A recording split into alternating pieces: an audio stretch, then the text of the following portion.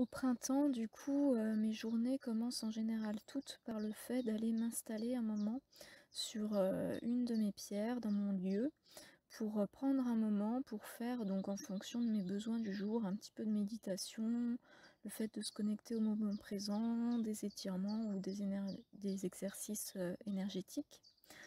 Très souvent, je suis, rejointe par ma petite, Bloublipuce qui vient, du coup, me tenir compagnie, durant ces moments-là. Trop mignonne ma petite puce.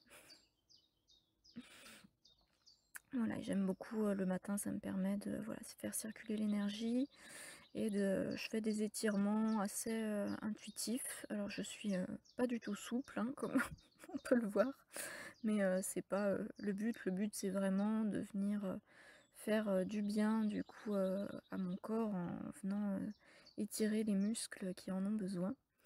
Et puis souvent, il y a ce petit moment de câlin avec, Bloublipuce également. Ma petite chérie. Voilà, ce jour-là, ça a duré, particulièrement, longtemps.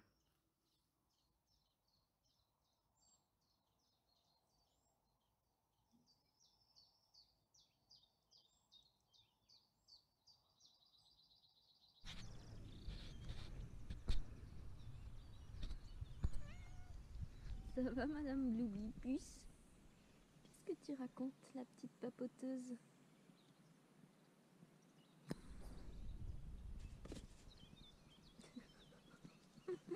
Oh là là! Oh, qui voilà, c'est Bambou!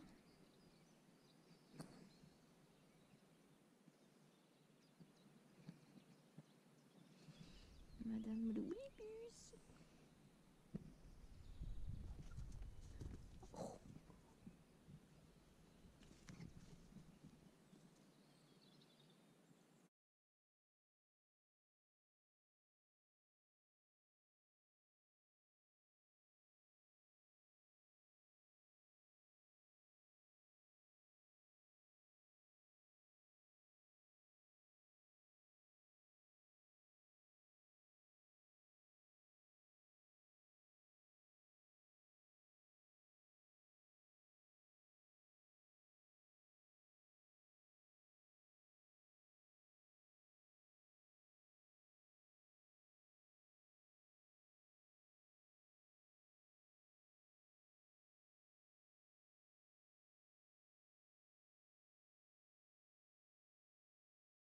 Donc on est le mercredi 27 avril et du coup j'ai fait un petit post là sur Facebook, donc sur ma page pro et puis sur mon profil pour expliquer un petit peu. En fait, j'ai fait un graphique pour montrer sur le total de la cagnotte du coup Ulule, en fait, quels étaient les gains réels de la campagne, puisque en fait on, quand on est donc sur la page, on voit que le financement du coup est fait à hauteur de 199%, donc on pourrait se dire ah bah c'est bon, la campagne a atteint son objectif, il n'y a plus besoin de soutenir le projet et voilà. Et en fait avant j'étais la première d'ailleurs à, quand je voyais du coup qu'un objectif, le petit œuf de Ulule était rempli, je me disais bah ce projet c'est bon, il a atteint ses 100%, il n'a pas forcément besoin de petits soutiens supplémentaires. Et je ne savais pas en fait que sur quasiment toutes les campagnes de crowdfunding, on ne mettait pas l'objectif réel au niveau des 100%. Donc je l'ai découvert moi du coup en faisant ma campagne à moi. Donc du coup j'ai fait un petit post pour expliquer ça et donc montrer en fait réellement quels étaient les pourcentages de Ulule, de mes cotisations, des frais de port, et du coup quel était en fait le pourcentage réel sur la cagnotte totale qui allait pouvoir vraiment être alloué au projet. Et donc voilà, expliquer ça, et puis expliquer, je disais donc, et puis expliquer en fait concrètement, en fait vraiment avec des chiffres, puisque c'est vrai que en France, c'est pas toujours très bien vu de donner des chiffres, mais en même temps les gens veulent savoir. Donc moi je m'en fiche, ça me dérange pas du tout, et au contraire je trouve ça important d'expliquer concrètement, d'être totalement transparente par rapport à tout ça. Et donc sur mon post, j'explique que là actuellement sur la campagne, on a 1445 € de total sur la cagnotte. Et que si on enlève du coup la partie Ulule, la partie cotisation, la partie frais de port, enfin voilà tout ça, si on ne prend en compte vraiment que ce qui est dans la cagnotte réelle de ce qui va pouvoir servir pour financer l'impression du coup de l'oracle, et ben le chiffre est beaucoup plus petit, on est sur 804 €.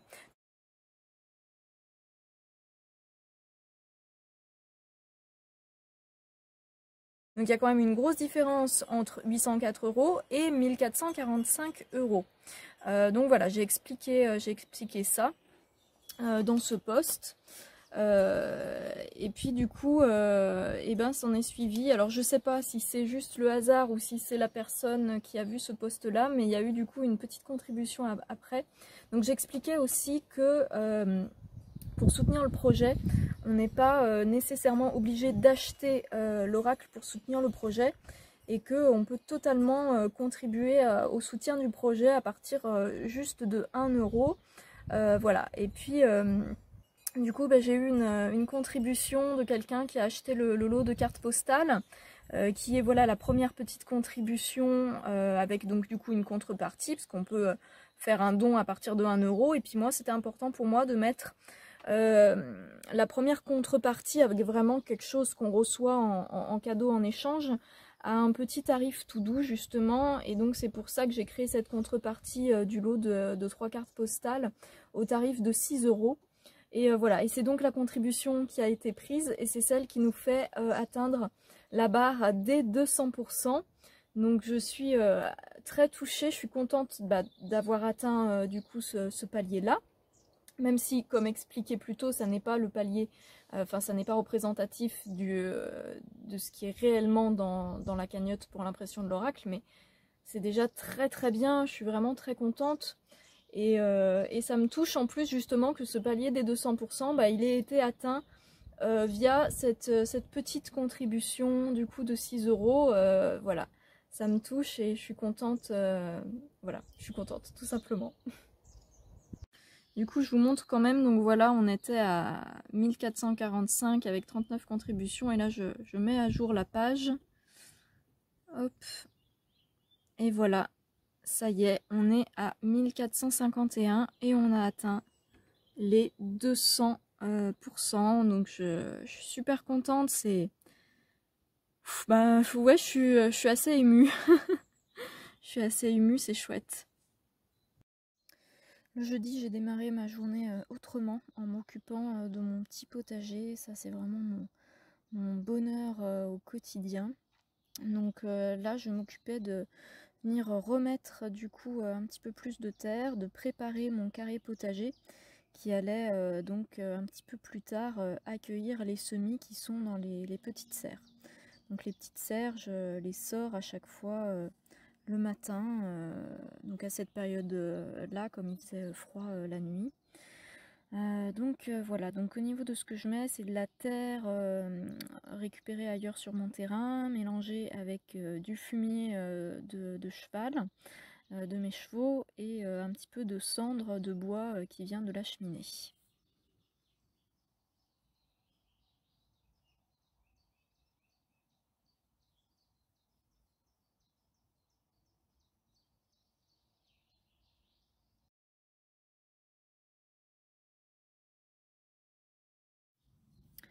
Une fois donc que je me suis occupée de mon potager, direction le bureau.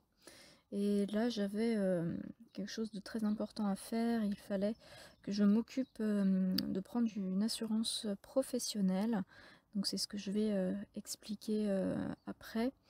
Je devais donc m'occuper, voilà, faire toutes les démarches pour prendre une responsabilité civile professionnelle par rapport à un événement que j'allais avoir un petit peu plus tard. J'en ai parlé dans un autre vlog, il me semble, d'un salon que j'hésitais du coup à faire, et au final je m'étais décidée sur le fait de le faire. Donc voilà, il fallait que je fasse donc les comparatifs au niveau différentes assurances, qu'est-ce qui était le mieux pour moi. Et voilà. Donc toujours accompagnée bien sûr de ma petite Bloublipuce, ma petite chérie, ma petite assistante infaillible, ma Bloublipuce. Voilà, donc beaucoup d'allers-retours parce que j'avais des dossiers qui n'étaient pas tous dans ce bureau-là. J'en avais certains qui étaient dans ma maison, donc à chaque fois qu'on me voit faire des allers-retours, c'est parce que je suis obligée d'aller rechercher d'autres dossiers ailleurs. Et voilà, donc beaucoup d'appels téléphoniques, beaucoup de recherches sur internet. Voilà, c'était un petit peu long et un petit peu stressant pour moi, mais j'étais super contente après d'avoir réussi à le faire sans reporter voilà, cette chose-là que j'avais à faire sur ce jeudi. Donc on est le jeudi 28 avril. Tiens, d'ailleurs c'est l'anniversaire de Dairos, mon cheval noir. Et du coup je suis très contente de moi parce que j'ai réussi à faire... du coup j'avais des démarches administratives au niveau assurance pour pouvoir participer à un salon là auquel je vais me rendre en tant qu'exposant mi-mai. Et tout ce qui est en fait démarche administrative, c'est quelque chose de très compliqué pour moi parce que ça me provoque des grosses anxiétés.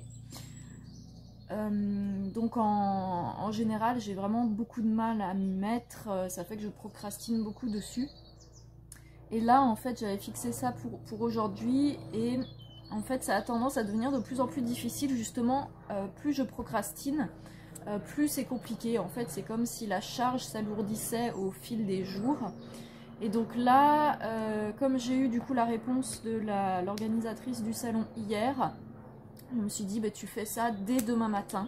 Et donc c'était vraiment mon objectif du jour, d'arriver à le faire déjà aujourd'hui et d'arriver à ne pas faire traîner ça sur la journée et à m'y mettre dès le matin. Et c'est ce que j'ai fait, donc ça m'a pris un petit peu de temps puisque bon bah déjà il y a le temps d'attente téléphonique, voilà. Et puis comparé du coup avec plusieurs assurances et tout. Et là ça y est, c'est bon, c'est fait. Il faut juste du coup que j'imprime le contrat, que je fasse le chèque et puis que je le renvoie à l'assurance pour que ce soit bien validé. Mais là j'ai déjà c'est déjà en fait pris en compte à partir de maintenant. C'est juste que j'ai un délai de 30 jours pour valider le truc et payer. Mais ce qui fait que je suis assurée à partir de maintenant. Donc c'est bon, ça c'est... Ah, je suis tellement du coup fière de moi parce que ça c'est quelque chose qui peut paraître vraiment très anodin mais qui pour moi est quelque chose de très compliqué. Tout ce qui est de l'ordre des démarches administratives, ça va être source d'énormément d'anxiété. Et l'anxiété, c'est quelque chose que mon corps n'arrive plus à gérer du coup correctement. Depuis que j'ai fait mon burn-out, il y a, bah, ça remonte maintenant à loin, plus de 5 ans. Mais du coup, depuis ce gros souci de santé, mon corps, je sais pas comment bien l'expliquer, mais en gros, c'est comme si mon corps, il n'a plus les réserves du coup internes suffisantes pour gérer quand il y a du coup de l'anxiété. Et puis, il y a ça et d'autres choses, ça marche aussi pour la contrariété, enfin en gros, un peu pour toutes les émotions.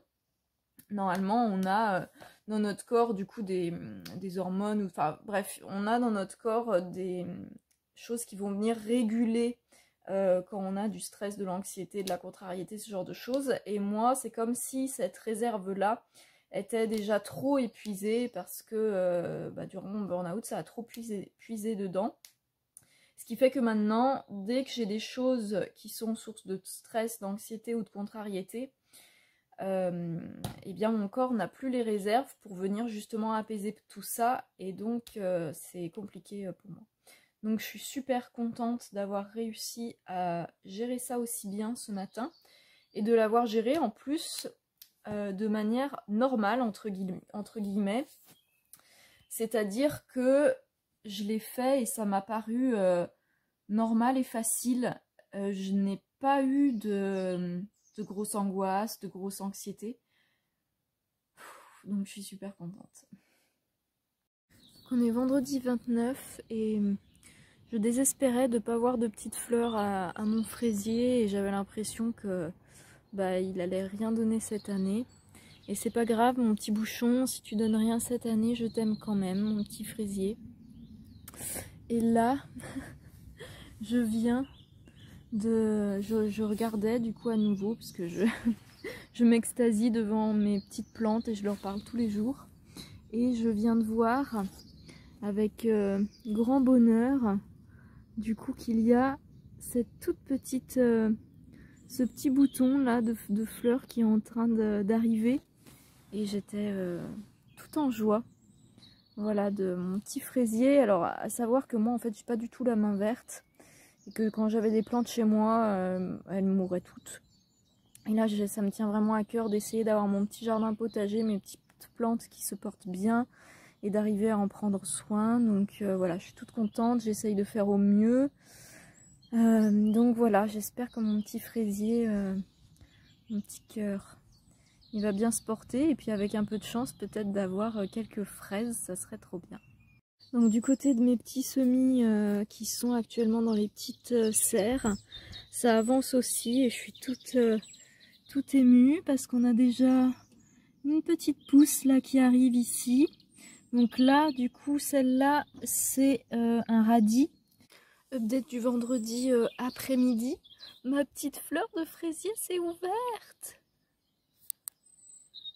Elle est trop mignonne. Je suis en extase.